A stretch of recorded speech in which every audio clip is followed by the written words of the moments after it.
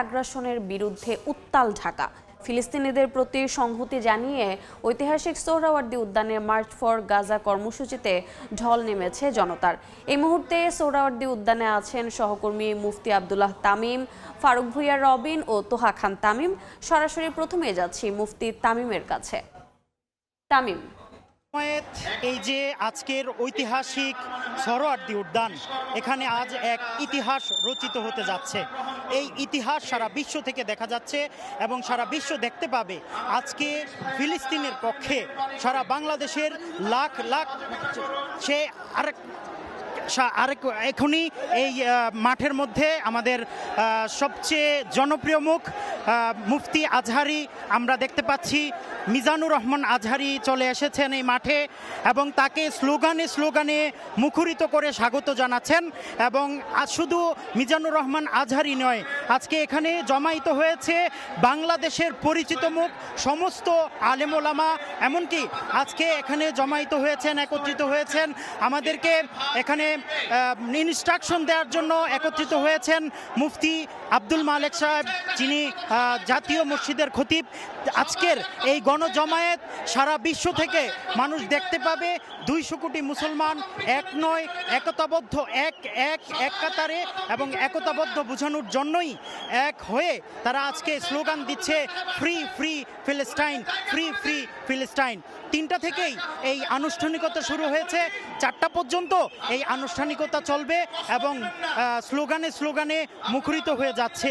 আজকে ফিলিস্তিনের উপর যেই গণহত্যা, বর্বরতা, যেই নির্বিচারে গণহত্যা চলছিল তার বিপক্ষে এবং তার প্রতিবাদে আজকের এই বাংলাদেশের লাখ লাখ জনতা এই ঐতিহাসিক সোহরাওয়ার্দী উদ্যানে একত্রিত হয়েছে। তাদের সবার মুখেই একটাই স্লোগান, ফিলিস্তিনের জয় হোক, ফিলিস্তিন জিন্দাবাদ, ইসরায়েল নিপাত যাক, জায়নবাদ নিপাত যাক। এই স্লোগানে মুখরিত হয়েছে আজকের ঢাকার এই অঞ্চলটা পুরোটাই। আমাদের জানা মতে এই ঢাকার এই সোহরাওয়ার্দী উদ্যানের যতগুলো পয়েন্ট আছে সবগুলো পয়েন্ট ইতিমধ্যে লোকারণ্য হয়ে গিয়েছে। আমরা জানি আজকে বহুদিন যাবৎ, বহু বছর যাবৎ ইহুদিবাদ মুসলমানদের উপরে যেই নির্যাতন চলছে, মুসলমানদের উপরে যেই নির্বিচারে গণহত্যা চলছে, তার বিপরীতে আজকে মুসলমানরা গর্জে উঠেছে। এই গর্জন 200 কোটি মুসলমানের গর্জন।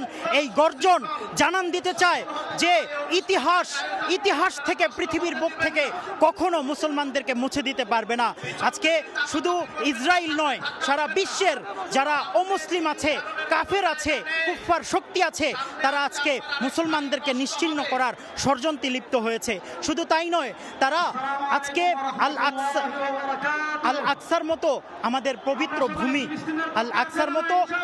পবিত্র ভূমি, প্রথম কেবলা, এই কেবলাকে তারা মাটির সাথে মিশিয়ে দিয়ে সেখানে তারা 3rd টেম্পল নির্মাণের ষড়যন্ত্র করছে। এই 3rd টেম্পল নির্মাণের ষড়যন্ত্রের সূচনাটাই ছিল এই ফিলিস্তিনিদের নিধনের সূচনা। তাই তারা চায় যে দাজ্জালের মতো এত নৃশংস যে কিয়ামতের আগে মুসলমানদেরকে পথভ্রষ্ট করবে, তাদেরকে এই দাজ্জালকে তারা মাসিহ মনে করে। এই দাজ্জালকে তারা পৃথিবীতে আনার জন্য 3rd টেম্পল নির্মাণ করতে চায়। এই 3rd টেম্পল নির্মাণের মধ্য দিয়ে তারা আল আকসাকে ভেঙে ঘুরিয়ে দিতে চায়। আর সেই জন্যই আজকের এই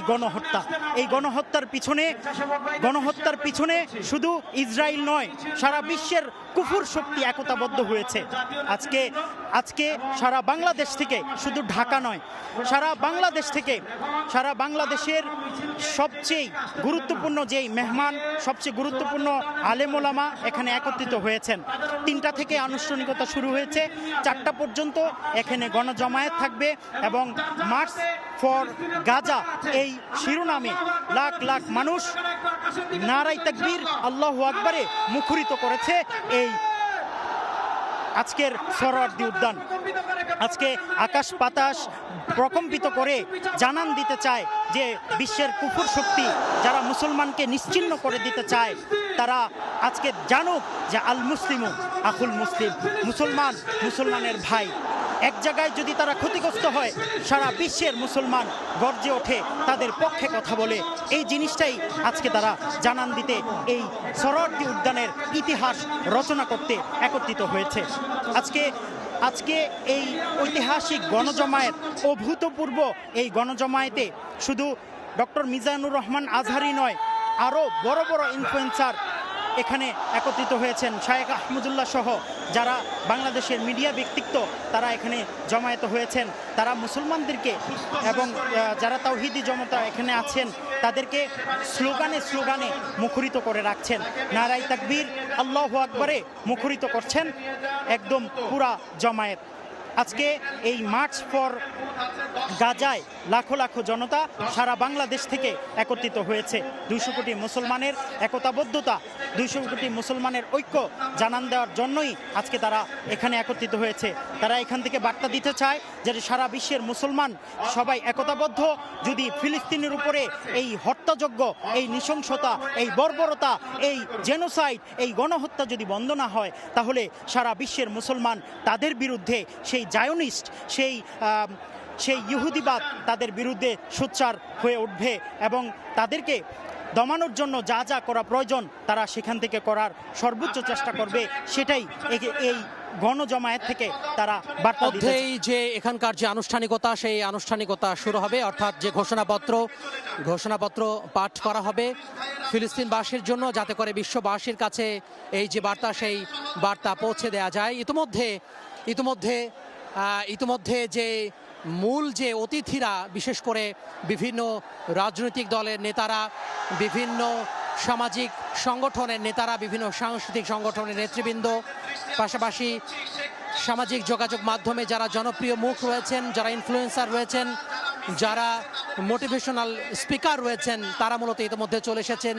আমরা যদি বলে থাকি যে বিশিষ্ট ইসলামী চিন্তাবিদ এবং বিশিষ্ট ইসলামী স্কলার মিজানুর রহমান আজহারি, বিশিষ্ট ইসলামী চিন্তাবিদ স্কলার মাওলানা আহমদুল্লাহ সহ যে সকল আলেম ওলামারা চলে এসেছেন, তারা সামনে বসে পড়েছেন।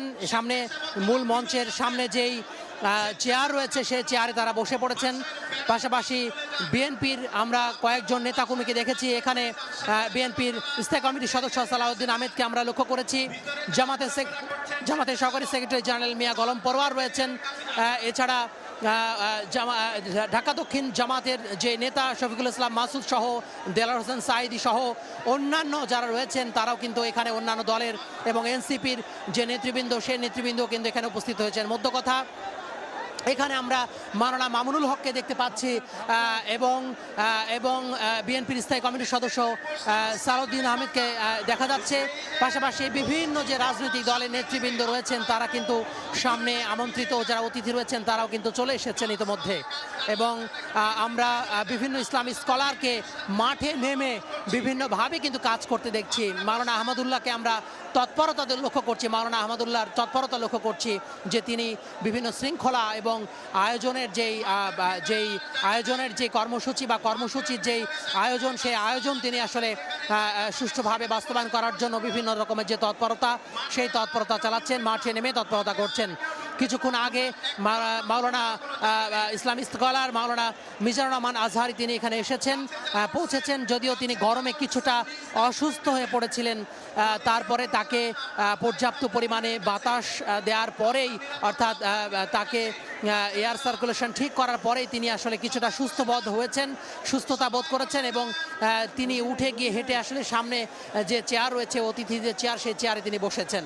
এছাড়া আমরা বিভিন্ন ইসলামী স্কলারকে দেখতে পাচ্ছি, বিভিন্ন আলেম ওলামাদের দেখতে পাচ্ছি। আমরা মাওলানা সাইফুল্লাহকে লক্ষ্য করছি যে মূল মঞ্চে যে আনাগোনা, মূল মঞ্চের যে তৎপরতা,